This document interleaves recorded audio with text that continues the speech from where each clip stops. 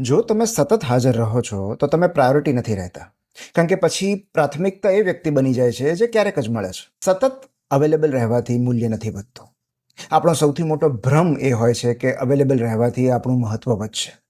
પણ એ હકીકત બહુ મોડી સમજાય છે કે આપણે જેટલા વધારે ઉપલબ્ધ રહીએ છીએ એટલા ઘસાતા જઈએ છીએ. લોકો આપણને સાધન સમજવા લાગે છે. લોકો એવું સમજવા લાગે છે કે આપણા સમય પર એમનો અબાધિત અધિકાર છે અને તેઓ ગમે ત્યારે આપણને પામી શકે છે. હવાને કોઈ થેન્ક યુ નથી કહેતું, કારણ કે એની હાજરી નિશ્ચિત છે. એ કંઈ લક્ઝરી નથી. ક્યારેક આપણે એટલા બધા અવેલેબલ હોઈએ છીએ કે આપણે નિયમ બની જઈએ છીએ. એ પ્રિયજન કેમ ન હોય, સતત ઉપલબ્ધ રહેવાનો થાક લાગે છે. જો આપણે દરેક માટે હંમેશા ઉપલબ્ધ રહીએ છીએ તો એનો અર્થ એમ કે આપણે જાત માટે ઉપલબ્ધ નથી રહેતા.